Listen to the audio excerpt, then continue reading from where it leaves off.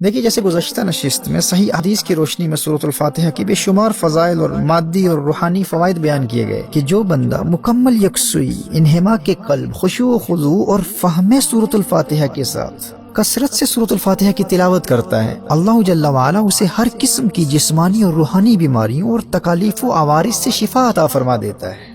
روزگار کے معاملات، روزی میں تنگی اور دیگر معاشی مسائل سے سورۃ الفاتحہ کے ورد کے ذریعے نجات حاصل ہوتی ہے، اور خاص طور پر سکینہ و طمانینت قلب کے لیے، دل کے سکون کے لیے سورۃ الفاتحہ کی تلاوت انتہائی مفید ہے۔ جب بھی دل میں بے چینی، اضطراب اور بے سکونی کی کیفیت محسوس کرو تو کثرت سے سورۃ الفاتحہ کی تلاوت کرو، اور پھر دیکھو سورۃ الفاتحہ کیسے تمہارے من میں چراغاں کر کے تمہارے دل کی ویران بستی کو آباد کر دیتی ہے۔ تمہیں سکون کی دولت نصیب ہوگی۔ یوں ہی اگر آپ کو لگتا ہے کہ لوگ آپ سے محبت نہیں کرتے، کوئی آپ کو پسند نہیں کرتا، سب نفرت کرتے ہیں، پیار کوئی نہیں کرتا، تو یاد رکھنا، جو جس قدر خلوص اور پیار کے ساتھ سورۃ الفاتحہ کی تلاوت کرتا ہے، اللہ جل وعلا لوگوں کے دلوں میں اس کی اتنی ہی محبت پیدا فرما دیتا ہے۔ یہ سورۃ الفاتحہ کی کثرت سے تلاوت کی برکت ہے کہ یہ انسان کو اللہ کی مخلوق کا محبوب بنا دیتی ہے، لوگ اس سے پیار کرتے ہیں۔ The most hated person becomes the most beloved of people with the blessings of the recitation of سورۃ الفاتحہ۔ اور اگر کسی کا حافظہ کمزور ہے تو وہ کثرت سے سورۃ الفاتحہ کی تلاوت کرے، اللہ جل وعلا اس کے حافظے کو تقویت عطا فرما دے گا۔ مختلف قسم کی ذہنی بیماریوں کا علاج سورۃ الفاتحہ کی تلاوت میں ہے، اور خاص طور پر جو شخص ڈپریشن کے مرض میں مبتلا ہے، وہ جتنی توجہ کے ساتھ سورۃ الفاتحہ کی تلاوت کرتا ہے، اللہ جل وعلا اتنا ہی جلدی اسے ڈپریشن کے مرض سے شفا یاب کر دیتا ہے۔ اسی طرح دشمنوں کے مقابلے میں فتح حاصل کرنے کے لیے، امتحانات میں کامیابی کے لیے، کسی کمپٹیشن میں فتح حاصل کرنے کے لیے، اور زندگی کے ہر میدان میں سورۃ الفاتحہ فتح سے ہمکنار فرماتی ہے۔ اس مبارک سورت کی روحانی فورسز کے ذریعے شیطانی اثرات، جنات کے حملوں، نظر بد، مرگی، آسیب اور ہر قسم کے جادو کا خاتمہ کیا جاتا ہے۔ صحابہ کرام علیہم رضوان تو خاص طور پر شیطانی اثرات اور جنات کے اثرات کا خاتمہ سورۃ الفاتحہ کے ذریعے کیا کرتے تھے۔ صحیح احادیث اور شارحین کی آراء کی روشنی میں اس پر تفصیلی کلام ہو چکا، لیکن سوال یہ پیدا ہوتا ہے کہ عام طور پر لوگ یہ تمام فوائد حاصل کیوں نہیں کرتے؟ وہ اس لیے کیونکہ وہ آداب تلاوت کے مطابق تلاوت نہیں کرتے، اور نہ ہی تلاوت کے دوران اللہ جل وعلا سے کمیونیکیشن کی کیفیت کو پیدا کرنے کی کوشش کرتے ہیں، جبکہ ایک بگنر کے لیے بھی یہ کیفیت دوسری صورتوں کی بنسبت سورۃ الفاتحہ میں بہت آسانی سے حاصل ہو جاتی ہے، کیونکہ ہمیں علم ہوتا ہے کہ جواب کیا آ رہا ہے۔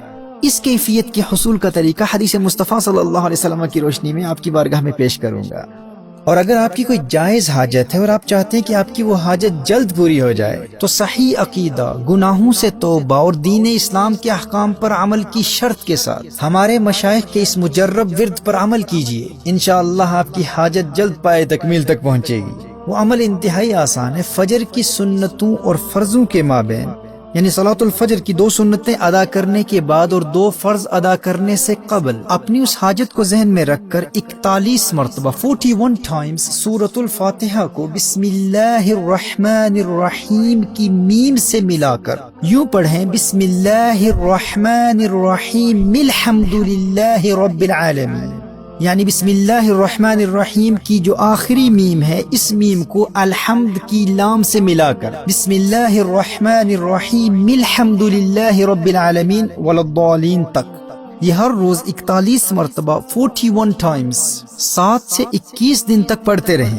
اگر اس میں آپ کے لیے کوئی بڑا نقصان نہ ہوا تو انشاءاللہ انہی ایام میں آپ کی وہ خواہش پوری ہو جائے گی۔ So between the 2 sunnahs and 2 fard of Fajr, you recite Bismillahir Rahmanir Rahim Alhamdulillahi Rabbil Alameen to the end of Surah Al-Fatiha 41 times, and this is done for 7 to 21 days. محترم احبہ، سورۃ الفاتحہ کی روحانی پاور کا اندازہ اس حدیث سے بھی لگایا جا سکتا ہے کہ امام ترمذی نے اور امام ابن حبان اور ابن خزیمہ دونوں نے اپنی صحیحین میں حضرت ابو ہریرہ رضی اللہ تعالی عنہ کی روایت کو نقل کیا۔ نبی کریم صلی اللہ تعالی علیہ وآلہ وسلم نے حضرت ابی بن کعب رضی اللہ تعالی عنہ سے ارشاد فرمایا: أتحب أن أعلمك سورة لم ينزل في التوراة ولا في الإنجيل ولا في الزبور ولا في القرآن مثلها؟ تمہیں ایسی صورت نہ سکھاؤں جس جیسی صورت نہ تورات میں ہے، نہ انجیل میں ہے، نہ زبور میں ہے، اور نہ ہی قرآن میں اس جیسی کوئی صورت ہے؟ انہوں نے عرض کیا: نعم یا رسول اللہ صلی اللہ علیہ وآلہ وسلم، جی ارشاد فرمائیے یا رسول اللہ صلی اللہ علیہ وسلم۔ فقال رسول الله صلى الله عليه وسلم: كيف تقرأ في الصلاة؟ قال: فقرأ القرآن۔ فقال رسول الله صلى الله تعالى عليه وآله وسلم والذي نفسي بيده ما أنزل الله في التوراة ولا في الإنجيل ولا في الزبور ولا في القرآن مثلها. کونین کے والی صلی اللہ تعالی علیہ وآلہ وسلم نے ارشاد فرمایا نماز میں کیا پڑھتے ہو؟ تو انہوں نے ام القرآن کی تلاوت کی، یعنی سورۃ الفاتحہ کی تلاوت کی. تو نبی کریم صلی اللہ علیہ وآلہ وسلم نے ارشاد فرمایا مجھے قسم ہے اس ذات کی جس کے قبضہ قدرت میں مجھ محمد کی جان ہے صلی اللہ تعالی علیہ وآلہ وسلم. سورۃ الفاتحہ جیسی سورت نہ تورات میں ہے، نہ انجیل میں ہے، نہ زبور میں ہے، اور نہ ہی قرآن میں ہے. اللہ اکبر، سبحان اللہ. یہ وہ سورت ہے جو آپ سب کو ازبر ہے، ہم سب جانتے ہیں، نماز میں پڑھتے ہیں.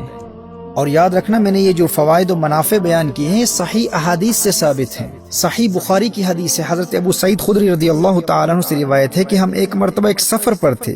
ایک لونڈی آئی اور کہا کہ یہاں کے قبیلے کے سردار کو ایک سانپ نے کاٹ لیا ہے، کیا آپ میں کوئی ایسا ہے جو جھاڑ پھونک یا دم وغیرہ کر دے؟ صحابہ کرام علیہ رضوان میں سے ایک شخص نے وہاں جا کر کچھ پڑھ کر دم کر دیا اور اللہ جل وعلا کے فضل و کرم سے وہ شخص بالکل ٹھیک ہو گیا.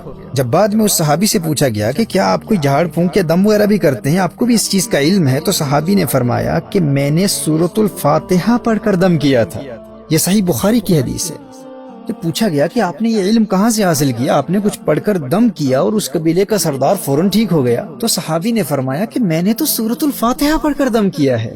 اور پھر اس صحابی کے اس عمل اور اس تمام واقعے کو سننے کے بعد نبی کریم صلی اللہ تعالی علیہ وآلہ وسلم نے بھی تحسین فرمائی اور حوصلہ افزائی فرمائی. اسی طرح سنن نبی داؤد کی حدیث میں صحابہ کرام علیہ رضوان کا واقعہ بیان کیا گیا ہے کہ ایک آدمی کو لایا گیا جو زنجیروں میں جکڑا ہوا تھا. لوگوں نے کہا کہ یہ پاگل ہے اور تم محمد صلی اللہ تعالی علیہ وآلہ وسلم کے ساتھی ہو، اس پر کچھ ایسا پڑھو کہ یہ ٹھیک ہو جائے. صحابہ کرام علیہ رضوان اس شخص پر صبح و شام تین مرتبہ سورۃ الفاتحہ پڑھ کر دم کرتے. چند دنوں کے عمل کے بعد وہ شخص ایسا صحتیاب اور خوش و خرم نظر آنے لگا جیسا کہ کوئی غلام ہو اور اسے آزاد کر دیا گیا ہو. تو یاد رکھیے سورۃ الفاتحہ پڑھ کر مریض پر دم کرنا یہ کوئی بدعت نہیں ہے، صحیح بخاری اور صحیح ستہ کی دیگر صحیح احادیث سے ثابت مسنون عمل ہے.